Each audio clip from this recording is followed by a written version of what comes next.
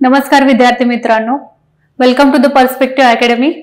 आज आपण यूपीएससी मध्ये महत्त्वाचा असणारा विषय तो म्हणजे इकॉनॉमिक्स आणि तसेच जर एमपीएससी 2025 मध्ये डिस्क्रिप्टिव्ह होत असेल तर एमपीएससी डिस्क्रिप्टिव्ह साठी महत्त्वाचा असणारा इकॉनॉमिक्स GS3 साठीचा जो सब्जेक्ट आहे तर त्याच्याशी रिलेटेड जानेवारी महिन्याचं जे काही करंट अफेअर्स आहे तर त्याचे टॉपिक आपण पाहण्याचा प्रयत्न करूया, त्याच्याविषयी माहिती घेऊयात आपण। ठीक आहे, तर लक्षात घ्या, ऑक्सफॅम रिपोर्ट आलेला आहे आणि ऑक्सफॅम रिपोर्ट विषयी आपण माहिती घेणार आहोत। त्याच्यासोबत लक्षात घ्या, जे वर्ल्ड इकॉनॉमिक फोरम आहे तर त्याच्याविषयी सुद्धा आपण थोडक्यात माहिती घेणार आहोत। तर लक्षात घ्या, ऑक्सफॅम रिपोर्ट आणि वर्ल्ड इकॉनॉमिक फोरम, तर या दोन टॉपिक विषयी आपण माहिती घेणार आहे। लक्षात घ्या, वर्ल्ड इकॉनॉमिक फोरमची जेव्हा बैठक होते तर त्याच्या आधी नेहमी लक्षात घ्या ऑक्सफॅम रिपोर्ट जो आहे तो पब्लिश केला जातो। तर आता आपण लक्षात घेऊया की ऑक्सफॅम रिपोर्ट जो आहे तर काय म्हणणं आहे त्याचं। ठीक आहे ना, तर ऑक्सफॅम काय आहे तर ही एक कमिटी आहे, Oxford committee on famine relief. तर ही एक काय आहे, कमिटी आहे, समजते का। आता रिसेंटली या कमिटीने एक रिपोर्ट दिला आणि त्या रिपोर्टच्या अनुषंगाने या कमिटीचं असं म्हणणं आहे की जे अरबपती आहेत तर त्यांच्या संपत्तीमध्ये $2 ट्रिलियन इतकी वाढ झालेली आहे। आता $2 ट्रिलियन म्हणजे काय असतं लक्षात घ्या, तर $1 ट्रिलियन म्हणजे काय तर 1000 अरब डॉलर। सेम मग लक्षात घ्या की $2 ट्रिलियन म्हणजे काय तर 2000 अरब डॉलर इतकी संपत्ती। आणि त्यांचं असं म्हणणं आहे, रिपोर्टचं असं म्हणणं आहे की गेल्या 3 वर्षापासून कंटिन्युअस त्यांच्या संपत्तीमध्ये वाढ होत आहे। आणि इथेच प्रश्न तयार होतो अबाउट इकॉनॉमिक इनइक्वालिटी, आर्थिक विषमतेविषयीचा प्रश्न इथे तयार होतो। आता लक्षात घ्या, आर्थिक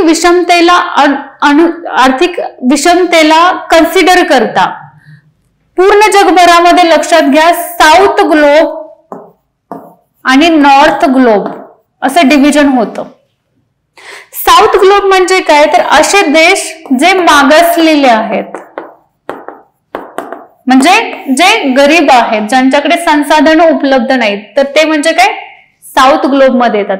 फॉर एक्झाम्पल जसं की लॅटिन अमेरिका आहे, आफ्रिका मधले काही देश आहेत, आशिया मधले काही देश आहेत, तर त्यांना साऊथ ग्लोब कंट्रीज असं कन्सिडर केलं जातं। आणि नॉर्थ ग्लोब कंट्रीज म्हणजे काय, जे असे देश ज्यांच्याकडे संसाधनांचा साठा जास्त आहे किंवा जे इकॉनॉमिक सेंट्रलायझेशन आहे, तर इकॉनॉमिक सेंट्रलायझेशन किंवा जे रिसोर्सेस आहेत तर त्याचं सेंट्रलायझेशन आपल्याला नॉर्थ ग्लोब मध्ये असणाऱ्या देशांकडे आढळतं आणि मेनली याच्यामध्ये युरोपियन कंट्रीज येतात।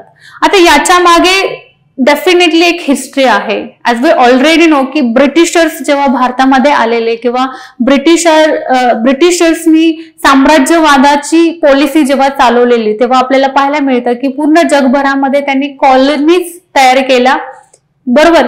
आणि त्या अनुषंगाने लक्षात घ्या की आपल्याला पाहायला मिळतं कॉलनीजद्वारे त्यांनी त्या देशामध्ये संसाधनांचं एक्सप्लॉयटेशन केलेलं आणि ते संसाधनं त्यांनी स्वतःच्या देशामध्ये घेऊन गेलेले, बरोबर ना। म्हणून आज आपल्याला पाहायला गेलं तर त्याच्या मागची हिस्ट्री आहे, जर आपल्याला हे विभाजन पाहायला मिळतं नॉर्थ ग्लोब आणि साऊथ ग्लोब, तर याच्या मागे ही एक हिस्ट्री आहे, एक्सप्लॉयटेशन, इकॉनॉमिक ड्रेन वेल्थची हिस्ट्री आहे, समजते का। म्हणून आपल्याला हे विभाजन पाहायला मिळतं।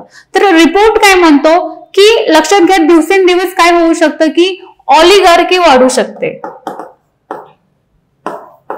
ऑलिगार्की वाढू शकते। ऑलिगार्की म्हणजे काय तर पूर्ण जगभरामध्ये काहीच असे देश असतील तर त्यांच्याकडे संसाधनाचा खूप जास्त साठा असेल आणि बरेचसे असे वाईड ग्रुप ऑफ कंट्रीज असतील त्यांच्याकडे बिलकुलच संसाधनं नाही आहेत किंवा ते गरीब आहेत।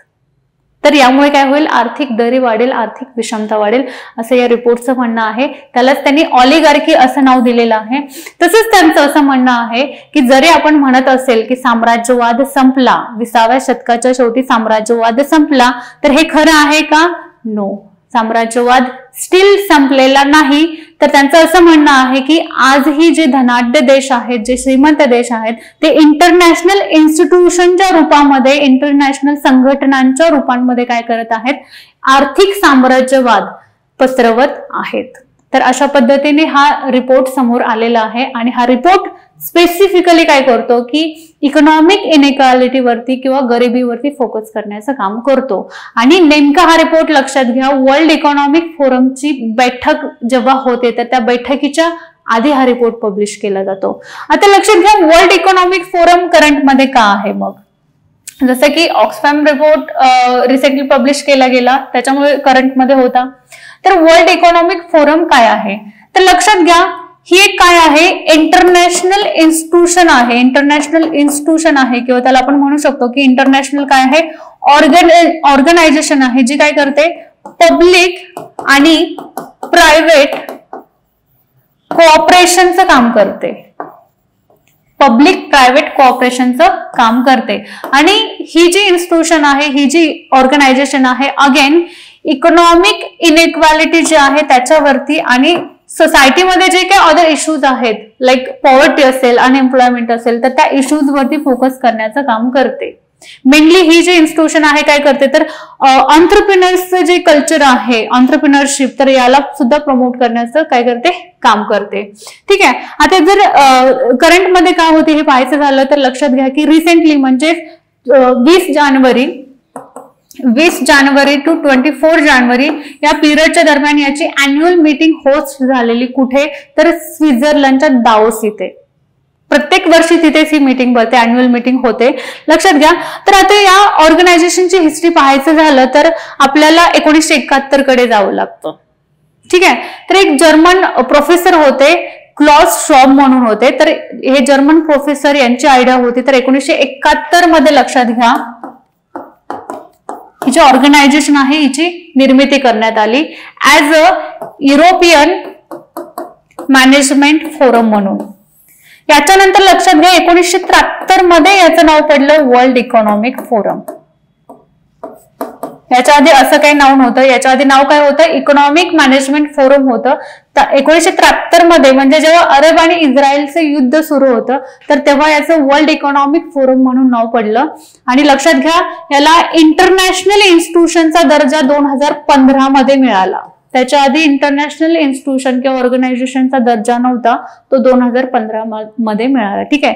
सो लक्षात घ्या, जेव्हा कधी वर्ल्ड इकॉनॉमिक फोरमची बैठक होते तर त्याच्या आधीच ऑक्सफॅमचा रिपोर्ट हा पब्लिश होतो. मेनली इकॉनॉमिक इनइक्वालिटी जी जगभरामध्ये आहे, संसाधनांचं जे वितरण आहे त्याच्या संदर्भात हा रिपोर्ट हा पब्लिश केला जातो. Thank you and stay tuned with us.